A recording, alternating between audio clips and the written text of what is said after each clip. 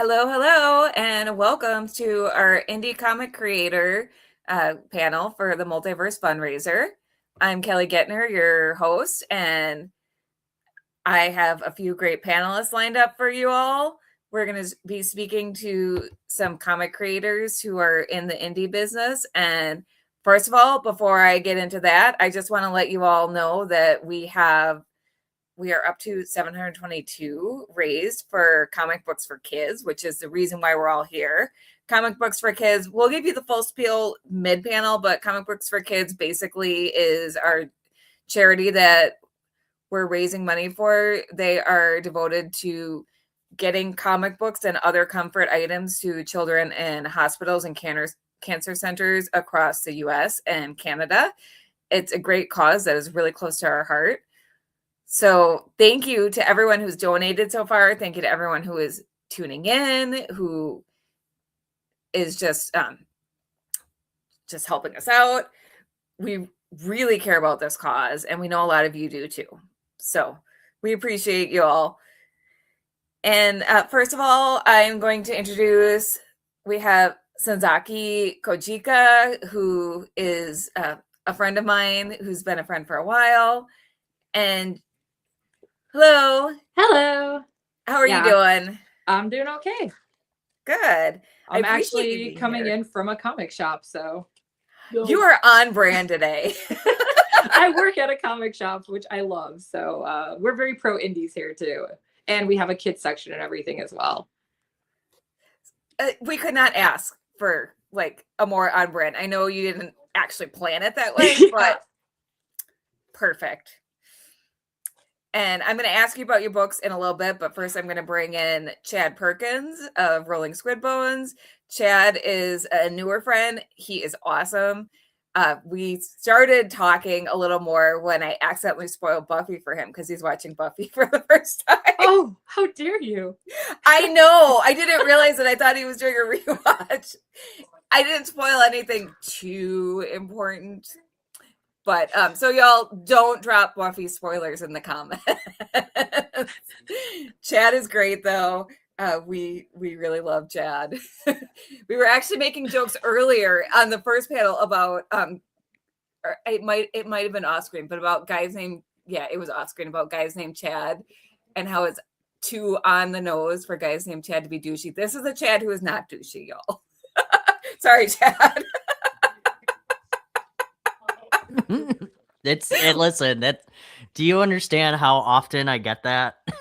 I am so sorry. Oh god, his name is Chad. Okay, but you're like an anti-Chad. I am an However, though, I can be a dick, so I will say it can come out. But what? Oh my god! I know that's. I bet you didn't know that. I didn't. I thought she just slayed like slugs and stuff, and slayed costumes and fucked Xander and all that.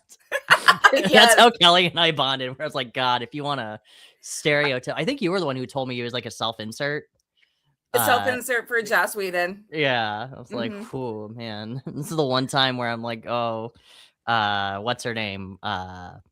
Cordelia. Cordelia. Like, she didn't deserve any of this. Well, she's also the only like logical person behind it. Like, she's like, you can't. One of the favorite lines from her was, "No, you don't get to pick who lives and dies just because you're friends with this person. Like, you don't like. She's still a bad guy." And I'm like, wow, yeah, like I actually agree. Like, you don't get to make those calls when you're killing like random people. Like, so yeah. Anyway. And you started venting about Xander. I didn't say anything. It was completely unprompted. I was like, okay, green flag guy. Yeah, I was like every time. One of my other friends too, she's on season 4 of Buffy right now. I just finished season 3 because I just got Lincoln Lawyers currently my binge. But she was like, yeah, you need to learn that Xander just gets worse. And I'm like, okay. He really does. Like, some characters grow up, but no, not Xander. So terrible person. Also, I meant to mention too, awesome that you guys are doing charity for kids. I am a big supporter on kids reading comics and just reading in general. Like, I think they need to learn how to read. Shockingly, it's a valuable tool. It's It is. You put pictures with it, and it's a lot more likely to happen too. Absolutely, I agree. My nephew right now, he's 7, and he's starting. My brother's giving him like the Spider-Man comics, like the Spidey stuff. Because my brother is like a huge Spider-Man fan, so my nephew's like, because his dad they're bonding over Spider-Man. So anyway, I love that. yeah, My it's cute. My son is in 8th grade, and they recently read Frankenstein, but they read the graphic novel version. I was like, "There's a graphic novel version." Oh, First yeah. of all, I need to read that. Yeah. But second of all, smart of the teachers to teach it that way. Was it the weird manga one? I have no idea. So there's an entire category of classic literature that is all in manga form. And it has like Tom Sawyer and like The Pride and the Prejudice. I actually have The Great Gatsby graphic novel and the Fahrenheit 451 as well. So you can get all, and they're like super easy to digest. The Great Gatsby one's terrible, but I mean, like none of them are good. Let's just be real here. But they are there if you want to do a quick read of the graphic novel, like the classic stuff in graphic novel form. So they're also pretty cheap. They're like $20 a piece for like the full like 500 pages. I was like, wow, it's pretty good, and they're in color. It's like, why? That is nice. Yeah, they're nice. So, and it's more easily accessible for kids in middle school, especially. So I love that. Because you can't, when you go to the bookstore and everything, they're like, the kids will automatically gravitate towards like the graphics with like pictures and everything. So seeing Frankenstein, they're like, oh, cool, I don't have to read the Mary Shelley book. Let's be real here. Those classic ones are very hard to read. Like they're very dry. They're not bad. I'm just saying like they're very heavy for, Well, some of them aren't that good either. So, well, I actually hate The Great Gatsby. Yeah, I don't like that one either. Like that is probably, even though I have an idea for a Great Gatsby comic series, I'm like, I hate this book so much. So, well, so many of us had to read it like 4 or 5 times, and I get why, because it encapsulates the time well, but it's overrated. Yeah, the only book, actually, I didn't like the Fahrenheit 451 until I got older. So I had an entire class in high school called just sci-fi, and we could just read whatever we wanted. It was just an hour of reading time, and it was like the best class ever. Everybody thought everybody was like, this teacher's really mean. I'm like, why? She has a class where you could just read for an hour, whatever you want. Like, that sounds amazing. Like, yeah. I was like, did you guys take it? No. Oh my God. It's the best class ever. I finished like 20 books in that entire semester. So it was great. That sounds amazing. Oh yeah. And I got to learn about like a bunch of different authors as well. So that was cool because I just would go to the store and pick them up. Anyway, I digress. Well, let's go around the panel and talk about what comics you all have out. So I thought this was an intervention. That it's not working. Oh God. We have to learn more about you first. I'm gonna get another invite and be like, Chad, we need to talk. I tell you, if there's an intervention, I think people need to intervene on me first. My alcohol intake is pretty high. I'm pretty sure my blood can get like a mosquito drunk. So. I work at a comic book store that also does card games. I think, my money comes way too much back here. I feel that. I used to work at a comic shop too. And yeah, most of my paycheck went directly to gas and to back into the comic shop. Yeah. That's why I'm not allowed to work at one. Yeah. Crayley says, I was one of those kids that read classics for fun. I still wouldn't make kids read some of those. You know what? It's true. It's true. And you can also argue Mary Shelley was the first sci-fi book, not the first horror. Mm-hmm. No. I get why you could say it's horror and everything too. Like I do get it, but it's actually a sci-fi book. So. Yes. Yeah. Well, editing sensibilities were way different back then, and also story pacing sensibilities were different. So that's one of the reasons why those books are harder to read, and people just had more time. So they sure did. People have they wanted to kill time. Weird. How can I describe this tree in 20 different ways? Thank you, Tolkien. Which I actually don't. If I had to do a classic, I would probably give Lord of the Rings to a kid, because I do think some parts of it are easily digestible. It's just the first chapter. Yeah, like, but I also thought Beowulf was pretty good too, but that's just I like that one. Stories and poetry, yeah. So I thought that was pretty good. That one's also like $10 if you want to get it from the store. I only know that because I bought it from the store. So I'm shocked. I know. Listen, I went on like a classic literature fantasy binge for a little while, so I got a couple like I guess The Witcher's not really a classic, but you know, it will be. Like it will be one of those ones where people will be like, "We're reading that in school," and be like, "Hell yeah."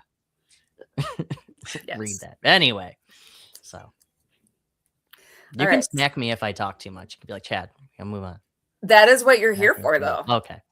You can smack me with a newspaper. My wife does it all the time. No. Well, let's get you talking about what comics you have out.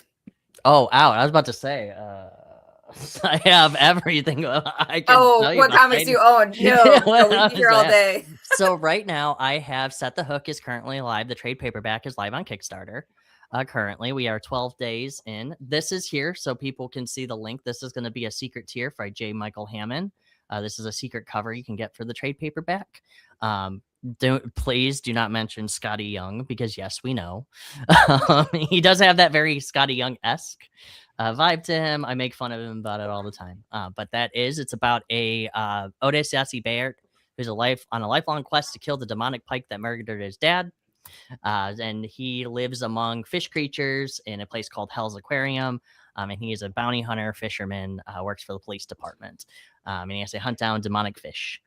It's a fun little noir supernatural book. This is the first arc. And the good news is that once the second arc comes out, you don't need to read the first arc to read the second arc. And then I have another book coming out that is called Bark in the Water, which is about my little chihuahua, Little Shit, set in the Hell's Aquarium. He is a little chihuahua in a salmon suit. And he is going around. It's a Western style where he's hunting different creatures. And one of the books is written by Lori Calcaterra. Jay Hammond and Frank Martin also have 2 short stories in it. So, yeah, it's going to be a fun time. But that's what I got out currently. Very fun. And what about you, Kojika? Okay, so, well, my longest going story, Zoskias, is going to be 20 years this year. Wow. Oh, wow. Yeah, so it was started as a webcomic, so it was updating a little slower initially, and I'm on a brief hiatus from it while I was getting caught up on things, because I decided to go back and redraw the entire first couple issues.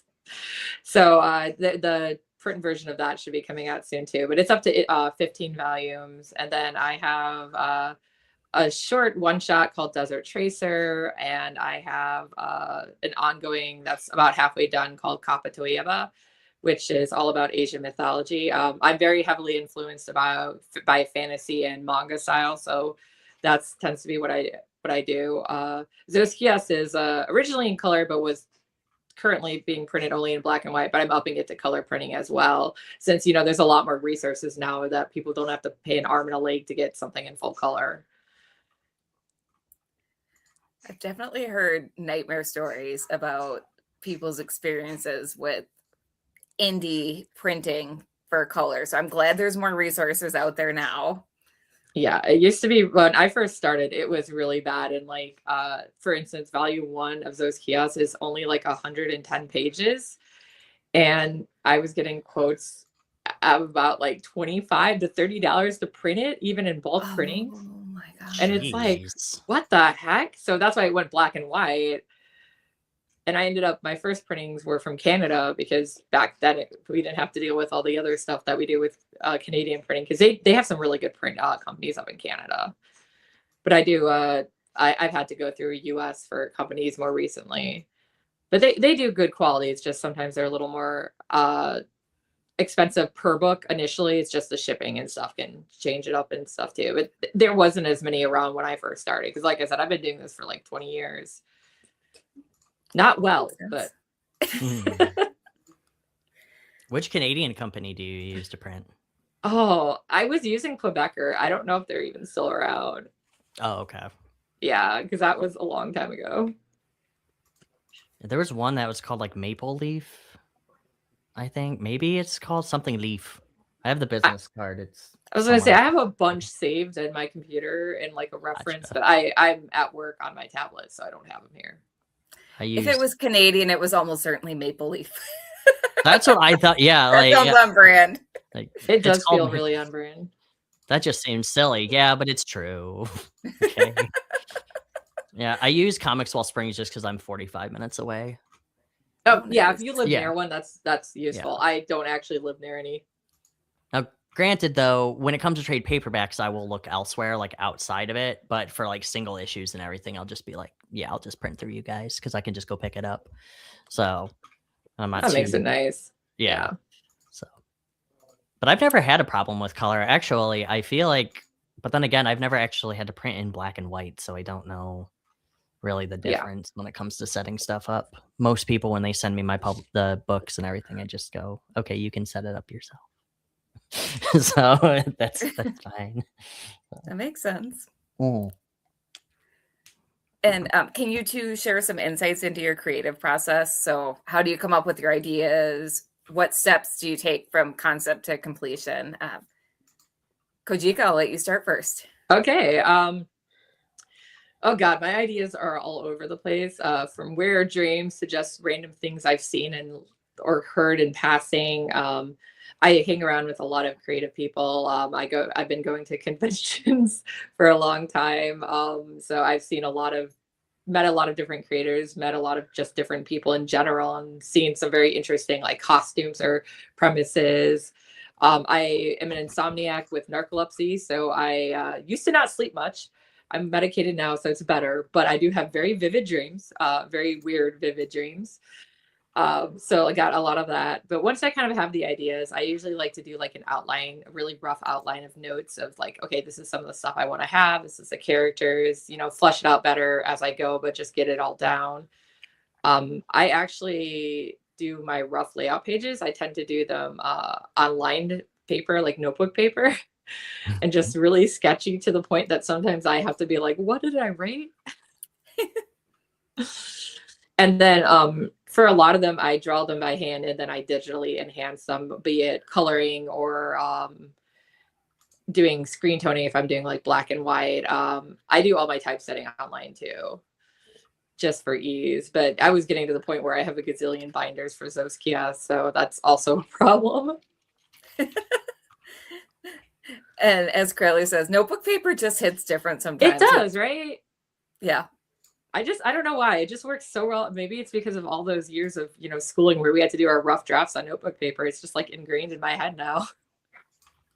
I feel like that's what it is. It's that muscle memory. And what about you, Chad? Well, it's not as complicated or as like in depth as Kojika said. It's more of I just daydream a lot. And that's how I actually come up with my ideas. Like when I came up with Set the Hook, it was me at work bored thinking about fishing because I'm also I love fishing. And I was sitting there going, man, it gets really frustrating if a book or if a fish gets away. It makes me really angry. But what if it murdered my dad? Man, I would feel really sad about that. Like it was just like this big tangent. And that's usually what happens with me when it comes like coming up with stuff. Or like little shit. I looked at my dog and I'm like, I'm gonna put you in a salmon soup. Like I'm gonna do something cute with you. Originally, he had like a cannon on his back, but then I decided to incorporate him into the Set the Hook world. So it's really just a lot of daydreaming, like or even spitballing with creators too, as Kojika said.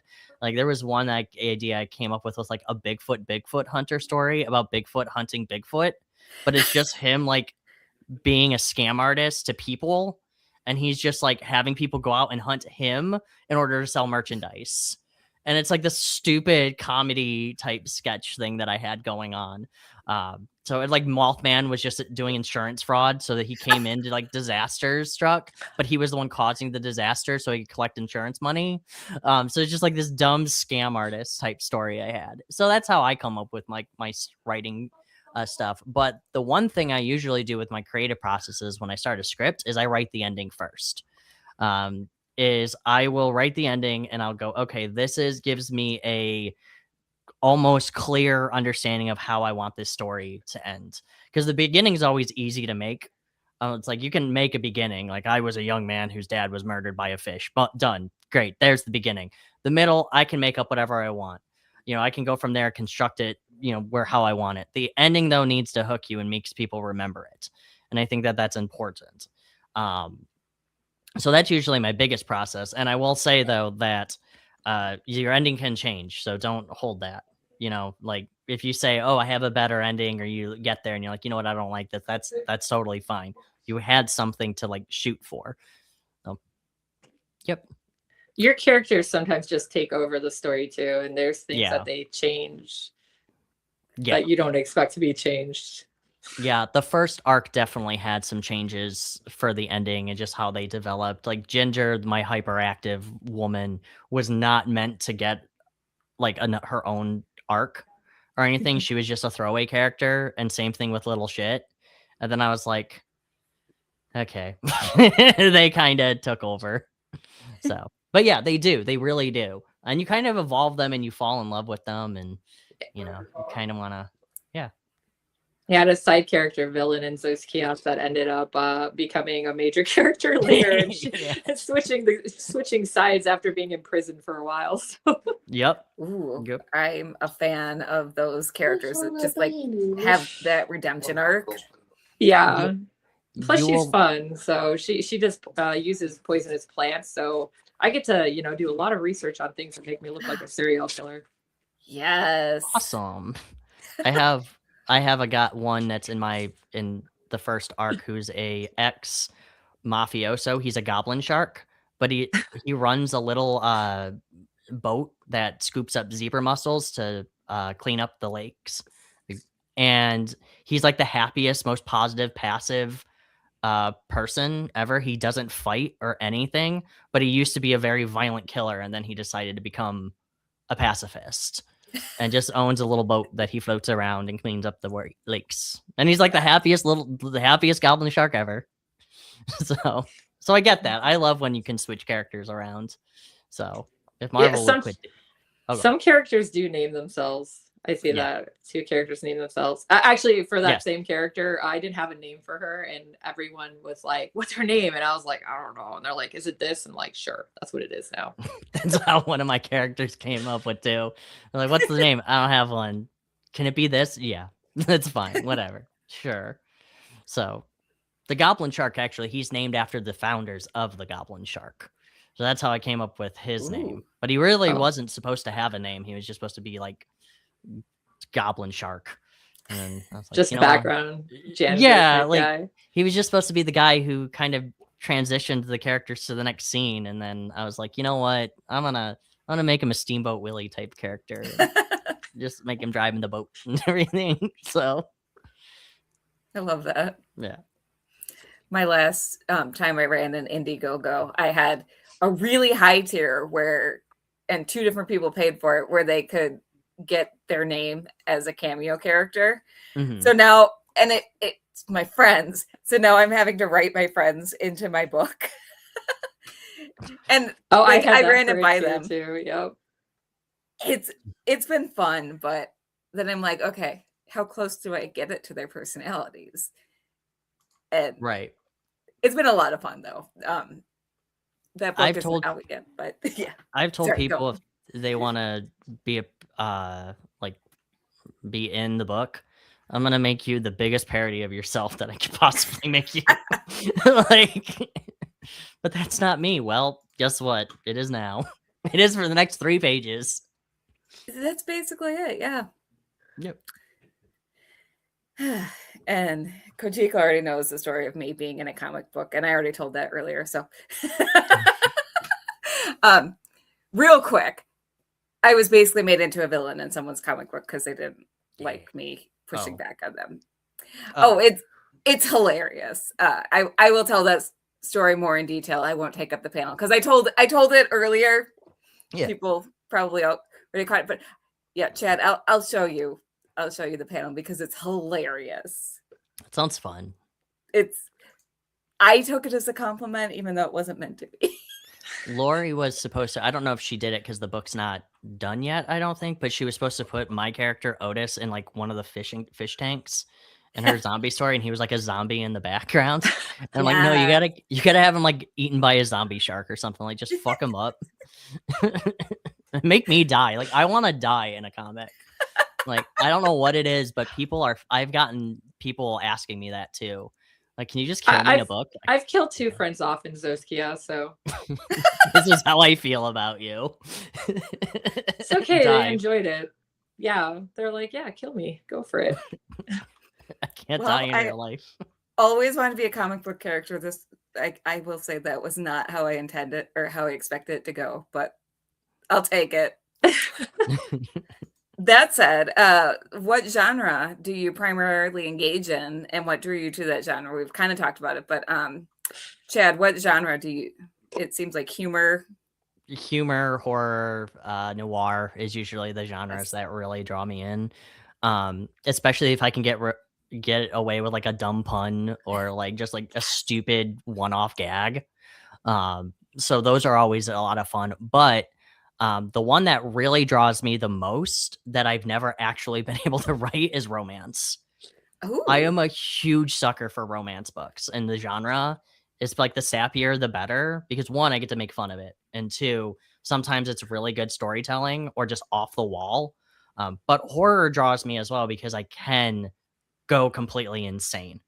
Like, yeah, I can make this character get his guts ripped out. Is it logical? No. Is it fun? Hell yeah. So noir, I can make up dumb like mysteries. Like, this guy got killed. Like, have you ever actually watched like Case Closed, the anime, or anything dumb like, oh, she actually prevented the gun residue from going on to her because she opened an umbrella to deflect it, and but she was really the killer, and it was like this dumb nonsense thing, and I'm like, you know what, yeah, sure, fine, but it's played straight, so you just don't think about how ridiculous it is until you really break it down. You're like, that's pretty funny, or that's great. So those are the genres that really resonate with me. I love stories that just own. They know they're ridiculous, but they just play it straight, and they're like, we're ridiculous, we're gonna lean into it. And as Kelly says, oh, sorry. Oh no, go ahead. I do agree with that. Says, romance is way more nuanced than some people admit. And also there's range in romance. There's all sorts of subgenres. Yep.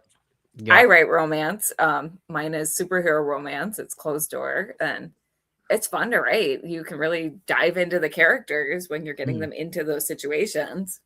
Yeah, absolutely. What about you, Kojika? What genres do you dabble in, and how come?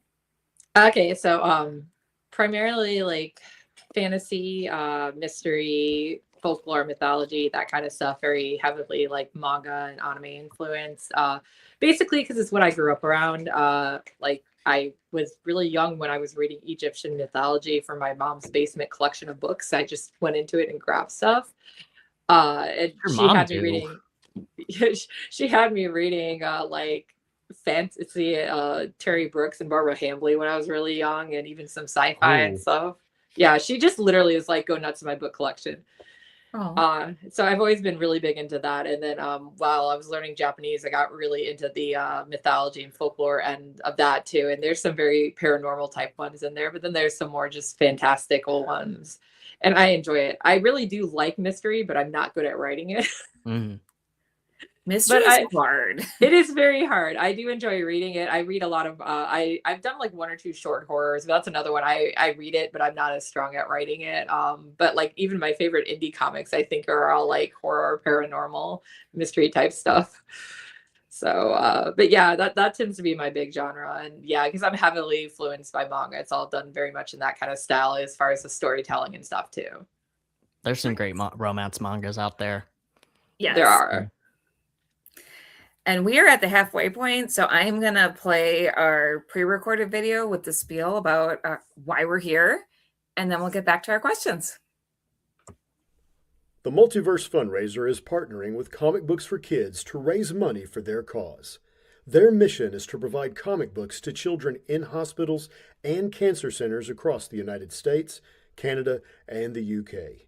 We believe in the importance of providing stories that promote hope and bravery to kids who are facing things that are scarier than any supervillain. And we truly believe in this cause. To donate, you can either go to our Facebook page at www.facebook.com/The Multiverse Fundraiser or directly to comicbooksforkids.org. So you all know how to donate. We are currently at $722 in donations, so we're 48% of the way to our $1,500 goal. You don't have to stop donating if we reach our goal. Every dollar helps Comic Books for Kids. We don't touch the money. That's why we're running the Facebook donation link.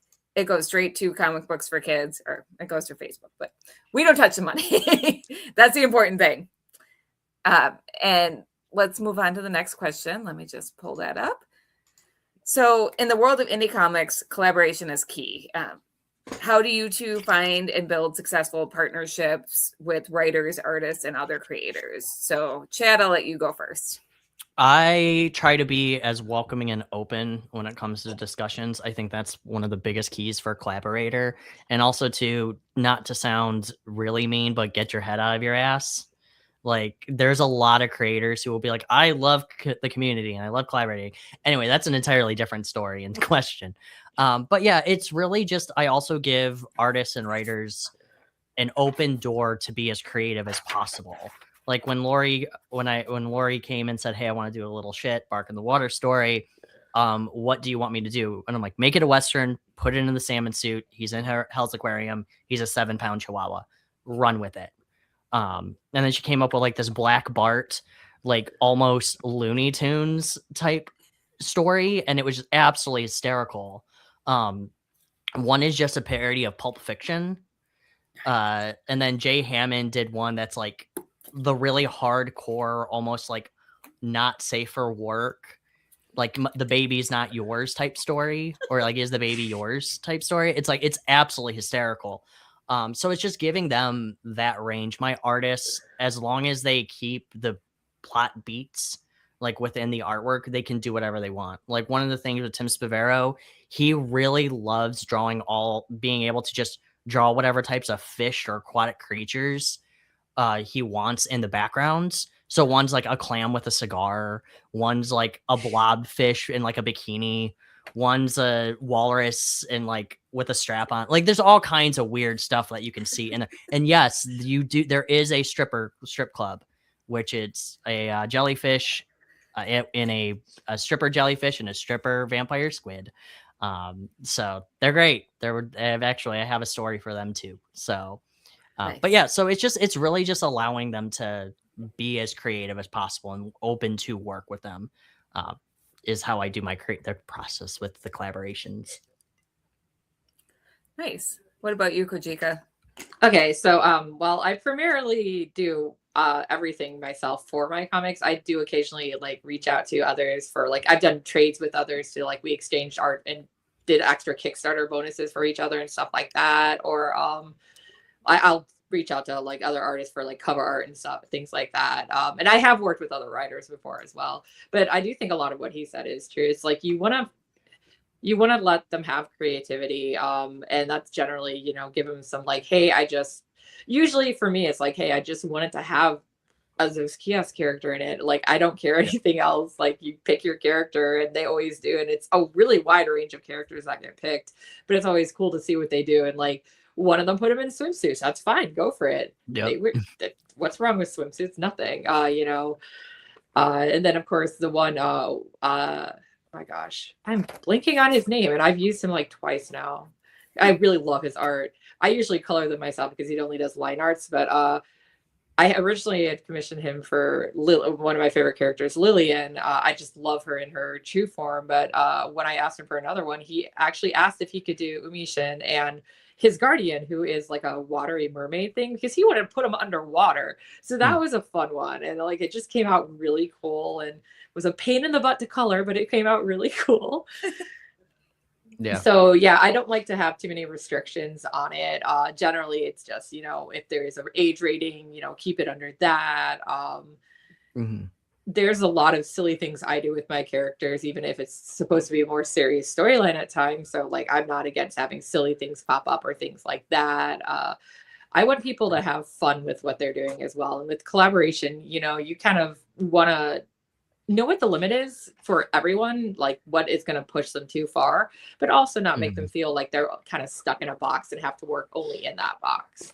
Yeah. If there's something that they see in the writing or something that sounds off, or there's something that like the artist is like, well, this would be better. This, change. It's information that would be good to get. And I don't think there's anything wrong with that. It's the same reason that we bounce ideas around to everything. And the same reason we have peers review our work when it's done before we really go to do anything else with it. Yeah. And it's also respecting the boundaries too of those creators as well. Like I've ran into some where I'm like, okay, well, this should be like a not safe for work. Like when I worked with Jason Dube on Bark in the Water, he was not going to do a nude cover for me. Not of Little Shit, but just of a different one. Ginger and everybody. I was like, hey, can you do a not safe work cover? And he's like, no, that I won't draw I will draw like skimpy outfits, but I won't do like full nudity. I'm like, okay, that's fine. So there's just, I feel like respecting boundaries too is a way to really build a collaboration too, because then they'll come back to you. So like, yeah, like I had one that said that he will never do anything that puts like children in danger. Like he won't do like that type of art. Luckily, I don't have kids in any of my stories, so I don't gotta worry about that. But he won't do like anything violent. Like he won't tear off limbs or anything like that with children. With adults, it's fine because fuck them. But I feel like that's a good line to draw, and I'm okay with that. Yeah, and I'm not, people, I know they can draw whatever they want when it comes to violence and everything like that, but yeah. So like I won't do anything like mine. I won't do anything like sexually against somebody. Like everybody has to be consented with in my stories. Like it can't be anything like they coming onto it. So I appreciate that. Yeah. There's enough of that in media. Like there's a time and place to tell those stories, but some of them it's just more like for the shock value and it's not really a part of the story, but that's an entirely different, like that's why there's a difference between smut and porn, I feel like. So like trust me, porn can have storytelling and so can smut, I promise. Yes. Omaha the Cat Dancers are great, and Sunstone are two great examples of that. Anyway. It's funny, we just got the entire Omaha the Cat collection in at my shop, and it sold really fast. It was pretty fun to see, though. Single issues? Yeah, we got the single issues. Son of a bitch. I've been looking for... It was really cool to see. I was like, wow, this is all of it, too. Yeah. Have you read it? No, I was just the one who priced it. So I was like, oh, man, this is just cool that it was all of it. If you can find it in volumes, which is like the hardest way to find it, pick them up, because I only have the first volume. I've never been able to find the others. Oh gosh. Like, and in stores, like I can order them online, but I kind of like that hunt. But at the same time though, I'm like, I'm not spending $20 and then another 15 in shipping, because most of it's all overseas. Like if it's a small business, I'll be like, okay, in the United States, I'll be like, fine, here's monies. But most of it's all overseas. So anyway. Fair. But Omaha is absolutely really good. So if you get a chance to read it. It's also the first furry book, but anyway. Yeah, I saw that right away too. Yeah. It is technically the first like furry comic in the West, I think. So it has a huge history. It's very interesting to learn about it. I learned about it. But anyway. Did you learn about it against your will, or did you learn about it on purpose? On purpose. It was I was doing a topic on smut versus porn. So I was talking about Omaha the Cat Dancer. So yes, it was it was on purpose. So well, that's good at least. I feel like I learn a lot of things against my will, and I'm like, am I better off knowing this? Well, okay, there are things that I have learned against my will. So I think we all feel that, yeah. Yes. On that note, what challenges have you faced in self-publishing, and how have you overcome them? Kojika, let's have you answer that one. The time crunch is a big thing. Like because I don't outsource a lot to other people. Obviously, there's nothing wrong with that. Doing it to it. I ended up actually hiring some friends to help me with the coloring on one of them because I was like, dude, I'm gonna take forever. Can you just drop the flat colors for me? Like, please, give me some money. Yeah, there's you don't have to do it all yourself, even if that's what you're used to. There are a lot of resources out there, but that's always been the biggest for me is finding the time to actually dedicate and sit myself down to do that. Especially before I was working multiple jobs. Now I'm just doing the comic shop and then filling out commissions myself, but it's still sometimes it just kind of interrupts your entire week when you just don't have time to draw. And it's sad. Like the thing I've been working on, I haven't been able to share because it's all commission work. So I'm like, everyone's like, are you drawing? I'm like, yeah, I am. I just can't show you. Oh, It's all for a book that hasn't been published yet. So I can't show any of it. that hurts. It's like, yes, and I'm really proud of it. And it exists, I swear. I swear it does. I swear I'm not just, neglecting you guys on Patreon. I'm doing stuff. What about you, Chad? I just neglect everybody. No, so I actually, my biggest challenge that I ever faced was learning to slow down and learning it's not a race. And how I overcome that was I looked at everybody else and how stressed they were. And I mean, everybody has their own process, but it's like, some people are doing 3-4 Kickstarters a week, or not a week, but like, a month, whatever. If it's a week, that's insane. And they're all short. They're writing they're finishing up volumes in 6 months. It's just take your time was probably the biggest challenge that I've ever faced when it comes to self-publishing.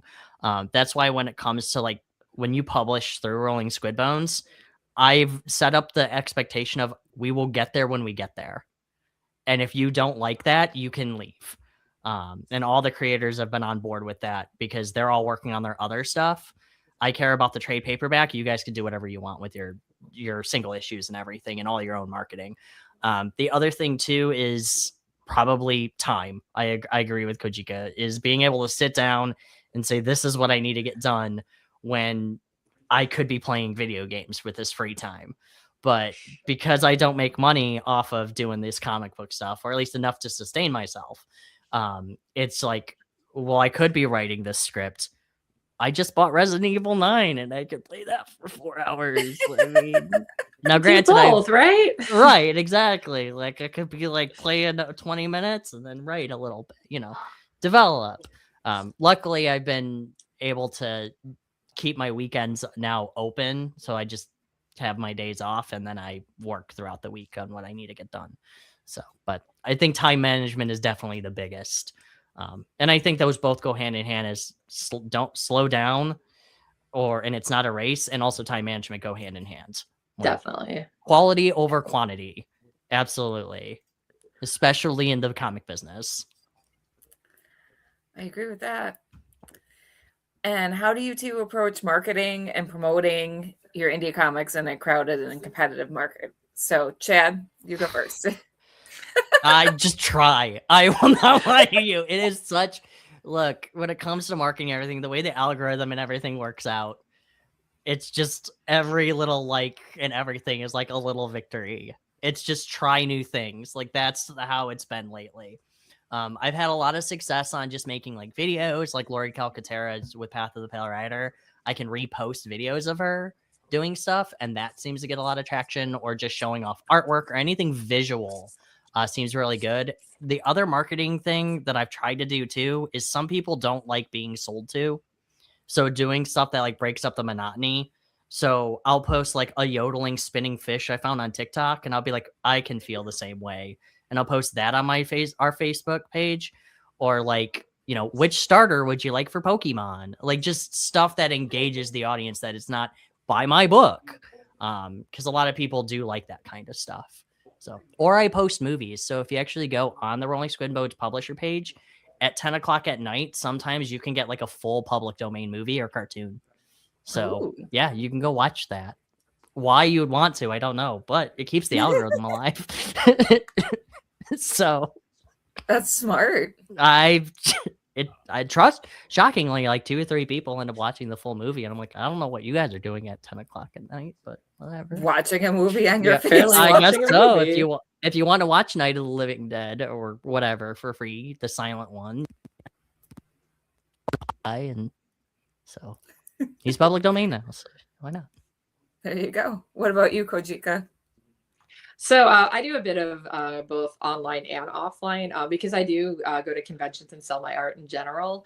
I can promote them there a lot. And so I have the resources and things there to, when I have something coming out, I always have information about it. But yeah, I do use Facebook, Twitter, Twitch, YouTube, Instagram, Blue Sky, a lot of copying and pasting. Yeah. Oh god, yeah.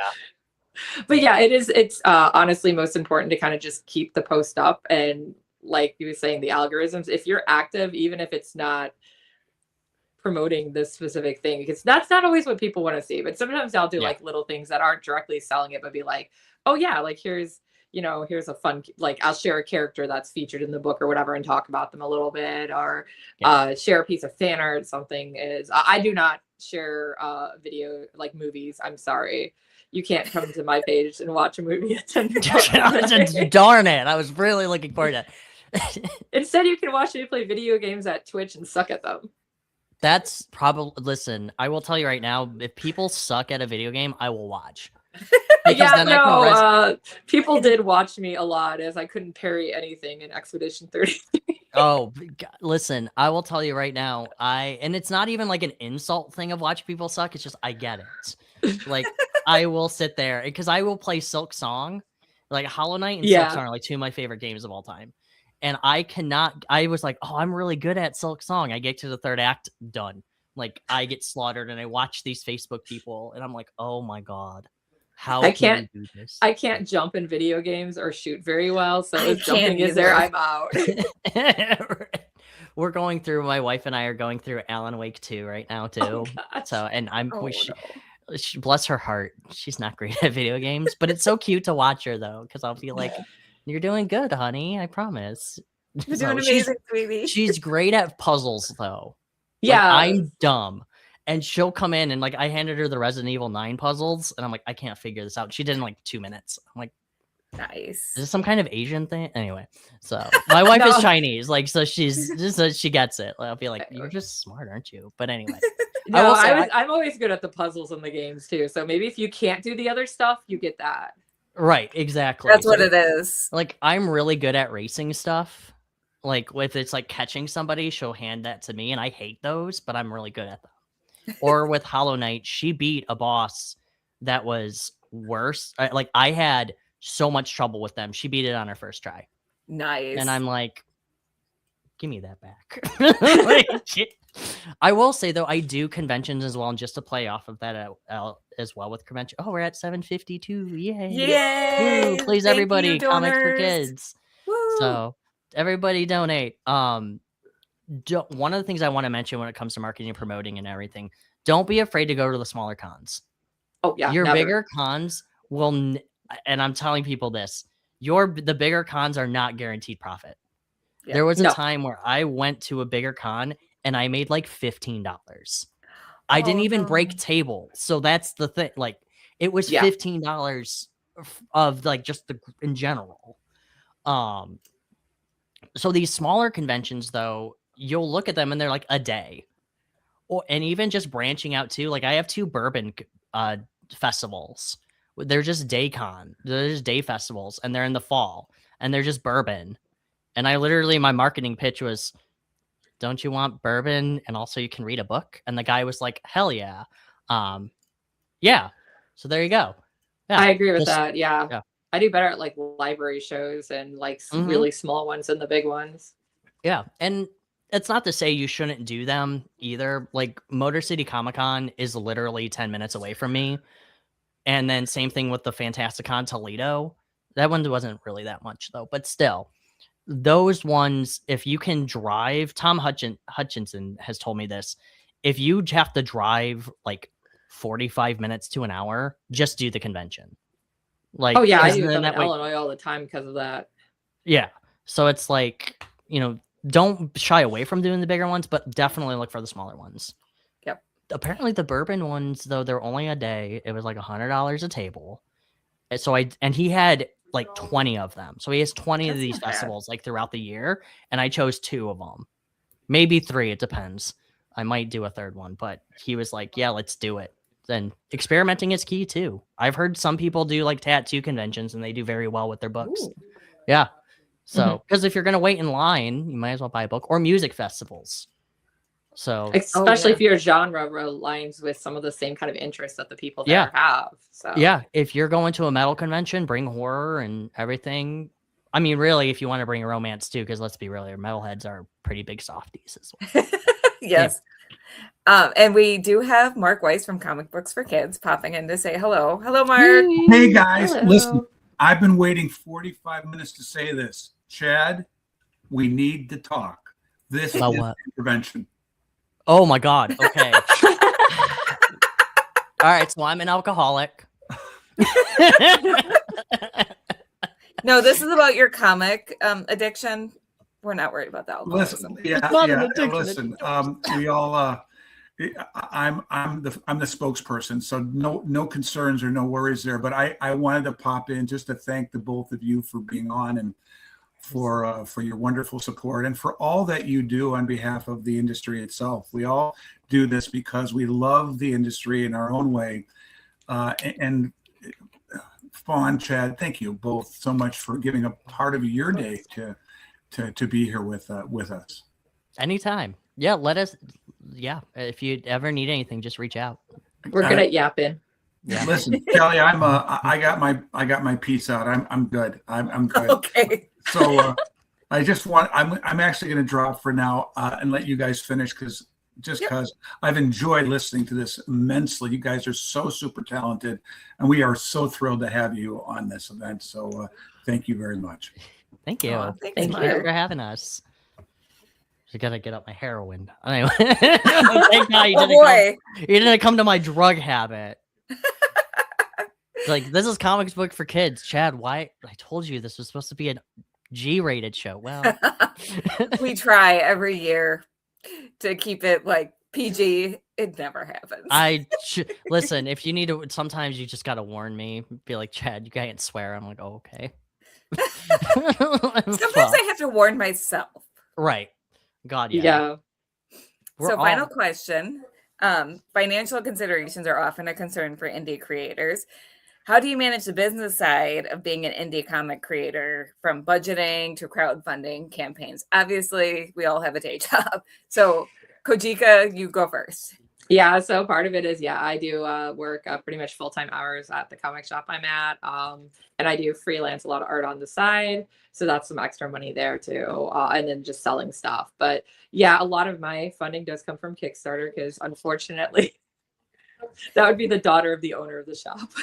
That's cute. She's basically my little sister. She's been sitting in here with me this whole time. Aw. She's like, you're here with creators. It's so cool. But Don't yeah, talk- it's basically been like a lot of it you do have to rely on like crowdfunding for the extra oomph, but you also need to make sure that you work with creators that you can either pay ahead of time or that are willing to work kind of around your financial limitations. If you're doing any like bonuses and things like that. I know with a lot of the stuff I do like extra merch because of my selling my art. I own a button maker. I own 2 laminators. I own a lot. I own a Cricut cutter. I own a lot of the stuff that you really need to make a lot of this. Perfect. There's still stuff I have to outsource, but I do a lot of it in-house and it saves money, not time.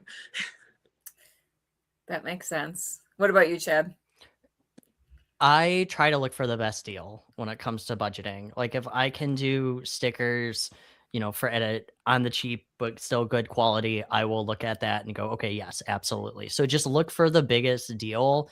There is no wrong answer. It's all about trial and error. No, the wrong answer is not doing it. Well, I mean, listen, if I could give you advice, don't do it. And don't do any of it. Run away. No. Run away. Run away.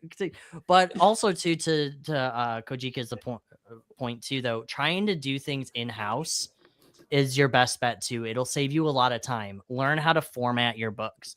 learn how to color, like learn all of that stuff that, oh, you need a flatter, just do it yourself. Like legitimately, like Lori, when we were going through Ingram for our SB, I was like, okay, I found this person on Fiverr. They can do the Ingram Sparks like formatting and everything. And Lori, well, it's like, no, fuck that. We're doing it ourselves. So she learned how to do it. And then she showed me how to do it. Now I can do it too. Yes. So it's like just trying to find these deals. Like Carissa Grant will show me, hey, Chad, if you're going to print, trade paperbacks, here's the best printer that I use that has the best deal. So just look for those deals when it comes to financing, or just how to, just save as much money as possible, because stuff can get expensive. And yes, artists, you want to look for the best deal with them too, but at the same time though, quality over quantity. So I would say maybe splurge on your artwork and look for the budgets on your more merchandising and printing and everything like that. So Alterna Comics is great with that type of thing with budgeting, because they do everything on like newspaper printing and all mostly black and white. So, and I think they just bought a printer too, so they can do all of it in-house. So Nice. doing it all in-house. I know one guy too, I forgot his name, but he prints all of his comics on printer paper. And he does it all with just pencils. And we were at a convention together, and he made like a good $2,000, and he sells all of his books for $1. Wow. Dang. Yeah. He does all of it in pencil. He's not a great artist, but he does all of his own art, everything in house. He draws it, sells it for $1, and he made like so much money. And I'm like, so there's an idea those too. Impulse buys. Yeah. So as Crayley said, screw it, we're doing it ourselves is our motto. That is how Crayley and I have way too much on our plates. that has been Lori and ours, and also David Dube, because I have a full team now with my art, my publishing. And I'm like, hey guys, we could do outsource. Like, no, we're gonna fucking do it ourselves. And I'm like, all right, let's do it. So we're also working on our own in-house distribution thing too. So that'll be fun. I'm gonna be asking a lot of people a lot of questions. So Kelly, I might come to you, be like, hey, okay, Kojika, hey. Feel free. I'll Just, pretend I have answers. you can make something up, and I'll be like, great. Don't do it. All right, cool. It's a great. Yeah, that's the best advice I can give about self-publishing. Don't. Do, but don't. Yeah, basically go for it, because you've got those stories inside you. They got to go somewhere. Here's my other biggest advice, and I tell a lot of creators this when I send them the contract, and I'm like, hey, you can sign with me, but I'm gonna be totally upfront with you. You don't need a publisher. Like, I will directly tell you, I'm like, if you want to work with me, fine. Like, you are more than welcome to, but you don't need a publisher. You can throw your name onto a little sticker, like Comics One and all those. Yes. There are channels out there where you can get your book out. And also to Lunar and Diamond, or well, Diamond's not around anymore, but Lunar, Universal, any of these distribution people, you don't need them. Like, you really don't. It's going to take a lot more work, but you do not need them, and do not bank on them. I promise you. You don't need me. I promise. And I don't want you to need me. I would rather you go do it yourself. But thank you. Basically, yes. Mm-hmm. So on that note, where can we find you and your work? So Kojika, where can we find you? Online is under Sanzaki Kojika, basically. If you look that up, you're going to find me. Nobody else uses that name. And I'm all over, like I mentioned before, on a bunch of different social medias, on Twitch and YouTube, on Facebook. I have my own website and everything too, where you can also find my stuff directly on there, and I sell it through the website too. Yes. And Chad, you've got your website right there. Yep. So we're only squidbones.com. You can find all of our work and all of our publisher work. On there, you can also find us on Facebook as well. We have a Facebook group, and we also have the publisher page too. You can also find us on Blue Sky if you would like to. And we also have a Substack. I know the controversy behind it, but we get good traction on it. And listen, it's just like I said, you look for the best deal. There's a lot of politics. Anyway, but you can find us on there as well, where we do a monthly newsletter that keeps us up to date and everything too. So You can find us all on there. Substack is pretty good. Their live platform is pretty janky, but it works. And it's free, which And you it's can't beat. That's a very hard price to beat. It is a very hard price to beat. Listen, you want to learn it? And OBS, I'm telling you. OBS is very OBS useful. Yes. It's a little bit tricky to use, but there's a lot of tutorials out there. Once you learn it, it's pretty and it's free. It is. That's the best part. It's free. It's $3.99. Free is good. Free is good. Well, thank you both for being on this panel. I've really enjoyed interviewing you.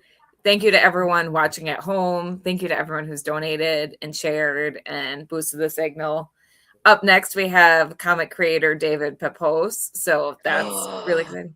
I know. Oh, he was one of the guys who got. Is he in the room right now? No, he's we have a separate green room for him. I'm sorry. No, it's okay. You got him all excited. He's actually, him and I were in an Action Lab together. Ooh. So he was one of like the first people who got me started with comics. So he's a wonderful guy. You should jump on the YouTube comments and say Yeah, hi. I'll be like, hey, fuck you. No, I'm kidding. Yeah, I should. Anyway, so Look what you've done to me. Everyone, keep watching. We've got a few more hours of fun programming. So everyone have a great day. bye. Don't forget to donate. Yeah, don't forget to donate. Thank you. The Multiverse Fundraiser is partnering with Comic Books for Kids to raise money for their cause. Their mission is to provide comic books to children in hospitals and cancer centers across the United States, Canada, and the UK. We believe in the importance of providing stories that promote hope and bravery to kids who are facing things that are scarier than any supervillain. And we truly believe in this cause. To donate, you can either go to our Facebook page at www.facebook.com/The Multiverse Fundraiser or directly to comicbooksforkids.org. The Multiverse Fundraiser would like to thank our sponsors: Earth Dog Studios, Clobberin Comics, The Art of Brian Rodman, Studio Moonfall, Elusive Comics, and of course, the Phoenix Sisters Entertainment Network for hosting this event.